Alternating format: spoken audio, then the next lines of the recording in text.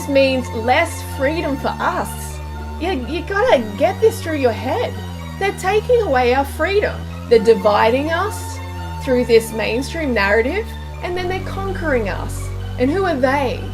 That's what I want you to research and educate yourself. Who's behind the curtain with these big banks? Who's behind the curtain with these big banks? The elite minority. Look into the families behind this. Look into the history. Have you ever had the feeling that everything you thought you knew is a lie? Everything from history, science, government, banking, money, law, economics, farming, energy production, water treatment, healthcare, even spirituality. And who are they? Who's behind the curtain with these big banks? The elite minority. Look into the families behind this. Look into the history. Beneficial information in all these areas has been suppressed and revised in order to keep us enslaved and dependent upon a corrupt debt-based system we can never pay off.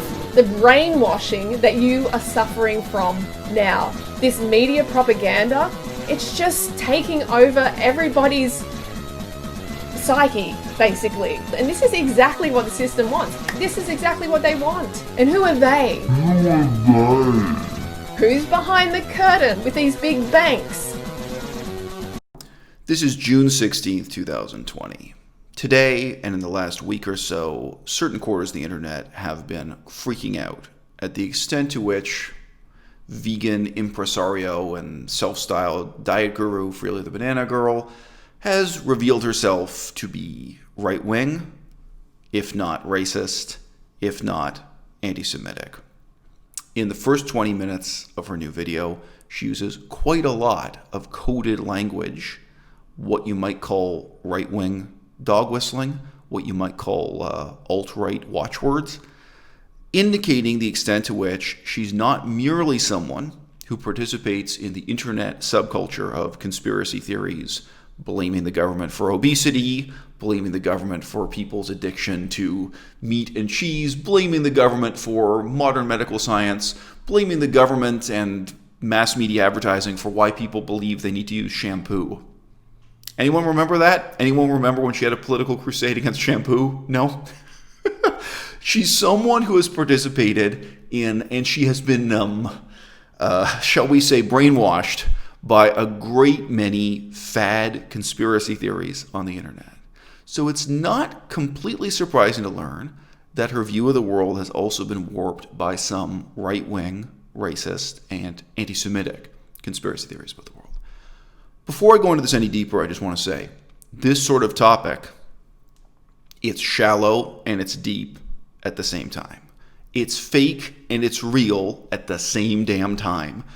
All of this may seem like a joke to you, but keep in mind there will be at least a few people in the audience for whom this is their first time really thinking seriously about these issues, and it's going to be a turning point. I get email from people like this all the time where they really start to reconsider what it is they've taken on faith from personalities in the internet whom they treated as experts, or at least treated as honest voices in an ongoing political discourse without doing any fact-checking.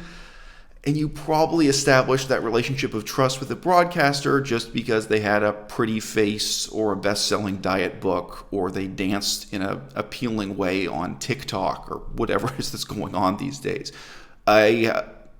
I get fan mail telling people about the way in which I've changed their lives, sometimes in some of my shallowest and stupidest videos, because that's what it took to provoke them to really reconsider certain assumptions in their lives. And of course, I get fan mail from people saying that I profoundly changed their lives in some of my videos that are more overtly and self-evidently profound in nature.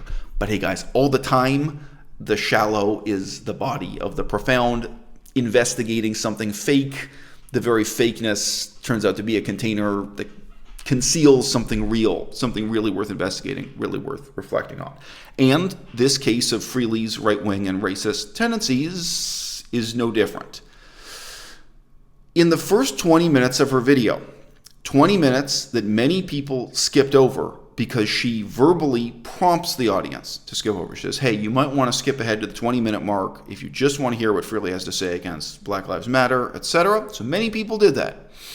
In the first 20 minutes, what Freelee does is present to you in the audience her personal conviction that the whole of modern Western economics is a sham, is a conspiracy operated by a small number of families, shadowy figures, what she calls, quote, the minority elite, close quote. Shadowy figures who have been controlling the banking industry throughout its whole history. She presents her belief that money itself, fiat currency, as you and I know it, is a conspiracy.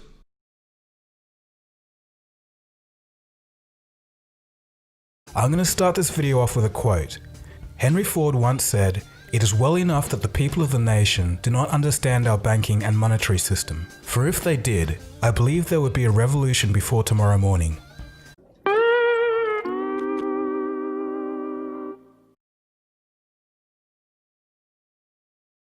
The Federal Reserve was originally drafted as the Aldrich Bill, but when it came into Congress, they recognized Senator Aldrich's name and smelt a rat. The bankers needed better cover. They decided to send two millionaire friends to carry the bill to quell the suspicions of Congress and renamed it the Federal Reserve Act. Next, in a textbook lesson of deceit, the bankers set out to fool the American people through disinformation. In the newspapers of the day, the bankers screamed and protested against the new Federal Reserve Bill. It would ruin the banks, they exclaimed. The average person read the protesting articles of the bankers and thought to themselves, if the bankers hate it, it must be good. And then they ended up unknowingly supporting a Trojan horse. And with that, a small group had complete monopoly over the issuing and creation of American money. The central banking model from the Bank of England and the United States has now been put in all countries, and even consolidated power in parts of Europe as the European Central Bank, or ECB. This unites separate countries under one economic policy. The only places in the world that don't have central banks are North Korea, Iran, and Cuba. In 2000, this list suspiciously included Afghanistan, Iraq, and Libya. So in essence, it is the central banks that control our economy and the central and commercial banking system together that control all of our money. The difference is, central banks can create money at will, while commercial banks need loans to create money.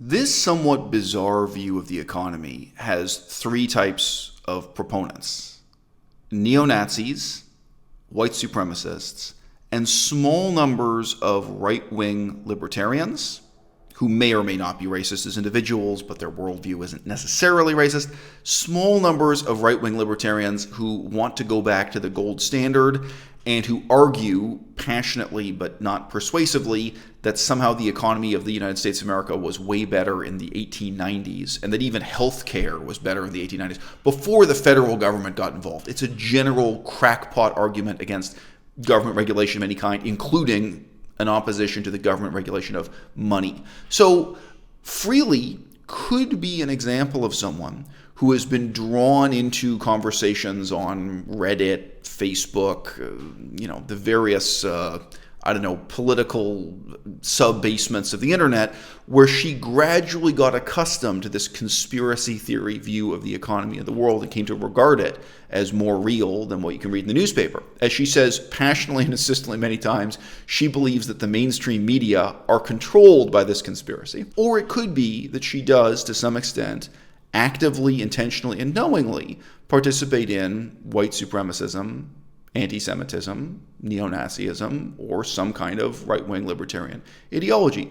I would not put it past her. As someone who's now been watching and commenting on Freelee's politics for many years, including even her involvement with Thailand during the dictatorship there has never been any reason to think that Freelee is left-wing.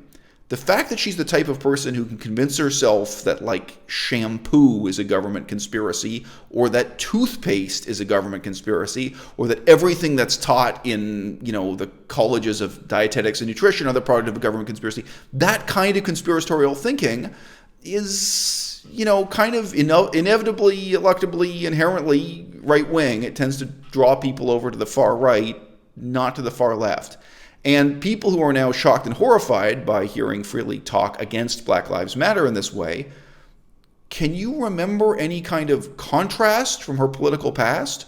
Can you remember her expressing sympathy for Australia's Indigenous people in Canada, the United States? Can you remember her expressing any interest in, say, the politics of Africa?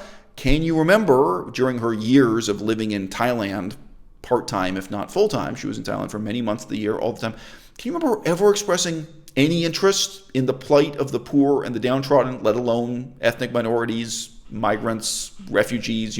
There were really many opportunities for Freelee to take some kind of moral or ethical stand on many, many different humanitarian and left-wing issues, and she never once has dipped a toe into any of those places. So yes, there always were grounds to suspect that she was a bit more right-wing than people presumed her to be, simply because she was vegan and propounded a vegan diet book. So my point is here, the conspiracy theory mindset and her attachment to some really wild and crazy conspiracy theories that are quite common among raw fruitarians. I mean, note also her hostility to vaccines and what have you, her overall blaming of everything in the world, everything wrong in the world. She already has the mentality of blaming on the mass media and the government conspiring together. So this next step of her blaming the bankers and what she repeatedly indicates to be just a few families who are behind the banking system, not entirely surprising. However, that argument, whenever you hear it on the internet, for example, from vegan John Rose, it's always anti-Semitic.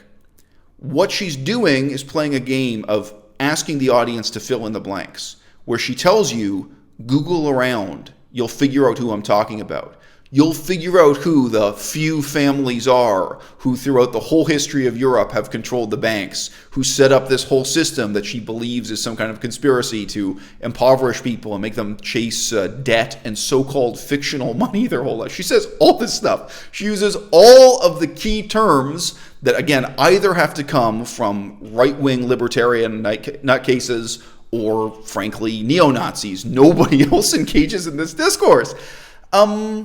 And why? What ultimately is the point?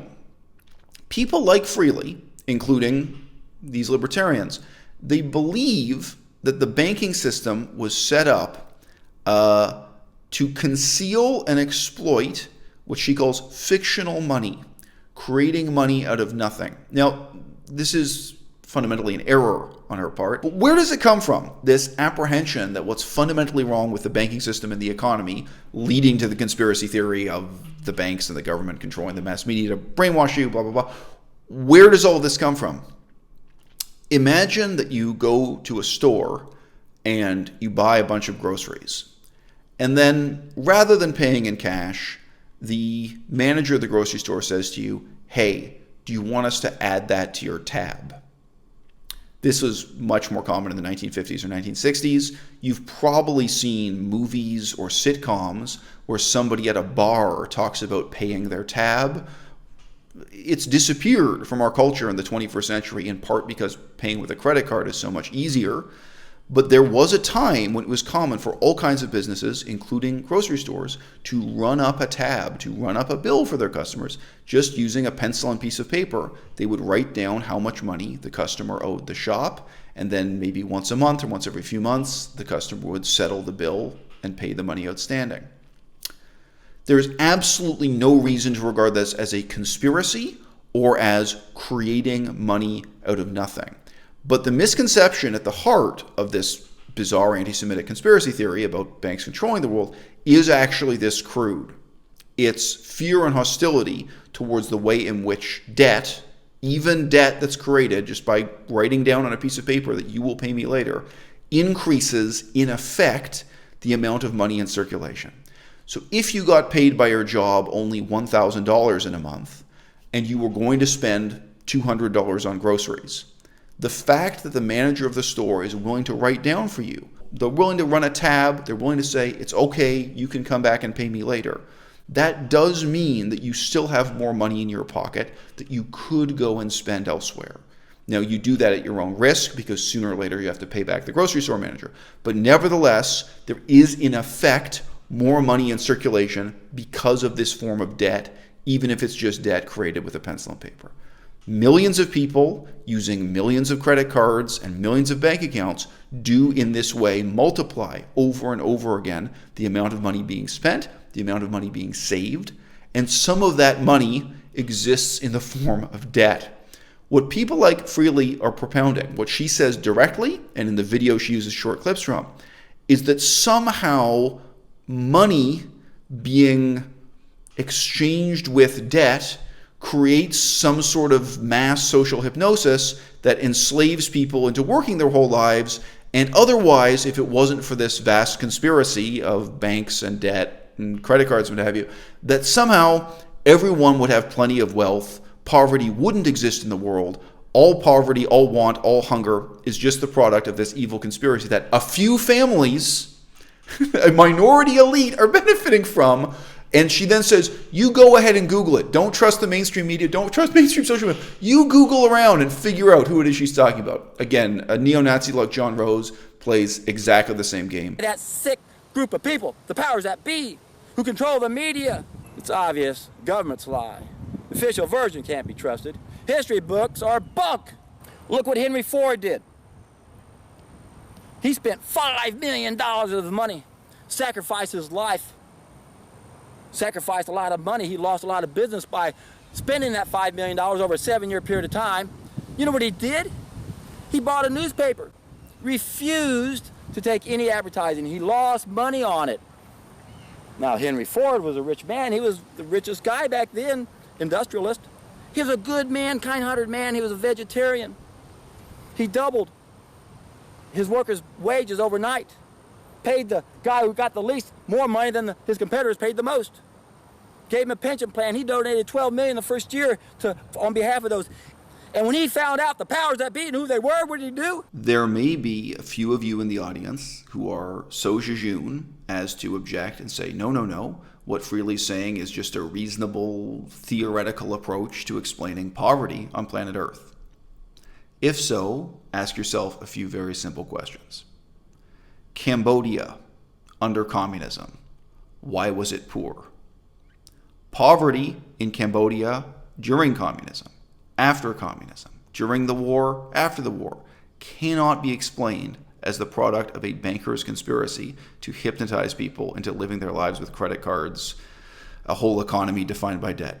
None of this makes sense. South Korea, after the end of World War II, was that also the result of this vast conspiracy involving the mainstream media, the banks, etc., etc.? How about, 50% of the continent of Africa, pretty much in any period of time in history? How about the Dark Ages in Europe? How about the vast majority of the United States of America, even in the 17th century or what have you? Most of the world has been poor for most of its history under all kinds of various conditions. The mystery is explaining why any society at any given time is not living in poverty. Poverty itself does not require a conspiracy theory to explain. Now, you can also flip this around and ask about a modern decadent society like Australia in the 21st century. If you took away everyone's credit cards, would they become richer or poorer? Would they have more money to spend or less? If you took away the ability of people to go into debt to buy a house, would that help them or hinder them? How is it that eliminating the debt economy, eliminating what's now the normal role of banks and bankers, how is it that that would help the poor rather than hinder them? Now, it's a coincidence that this involves African Americans, but we have a really telling historical example in the history of the United States of America. Almost any and every social scientist who's looked at the question of why blacks are poorer than white people in the United States today points to the fact that white people had better access to debt. The fact that white people could get bank loans to open a small business, the fact that white people could get a mortgage to buy a house to go into debt, even in the early days of credit cards, the fact that white people had credit cards first before black people did. If you had a white person and a black person who both had a job at a factory in the 1930s, and if they both were paid exactly the same amount, leaving aside the question of whether blacks were paid less, if you had a black person and a white person between 1935 and 1965, say, they worked the same factory job every day and they earned exactly the same amount of money. Nevertheless, the white person was in effect wealthier because that white person had the ability to spend more money going into debt. The same kind of multiplier I explained earlier. If you can just go to the grocery store and buy groceries without paying for it, run up a tab and pay later, you have in effect more money. Well, yeah, there are much more profound and important forms of debt than that. Like, hey, I don't want to work in this factory anymore. I want to open a barber shop. Can I go to a bank and get a bank loan? Or even can I just run up debt on a credit card? So between my savings and the credit card, I can start running this barber shop. And then when I retire from working at the factory, I own a barber shop. I have another source of income. That's where wealth comes from. A large part of the generation of wealth involves debt.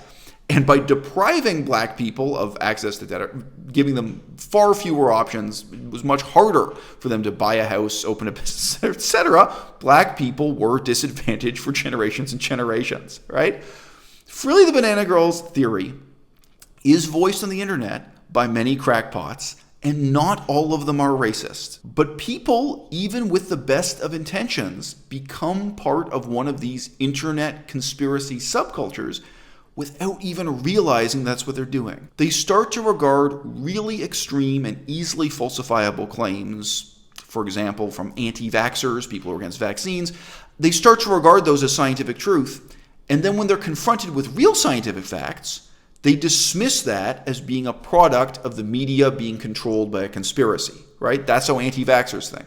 Well, something similar happened with Freelee the Banana Girl, who convinced herself about a whole lot of really extreme and wacky health claims. And then whenever she saw scientific facts or reports in newspapers that contradicted those health claims, oh, well, the contradictory evidence is produced by a conspiracy that's trying to keep us down.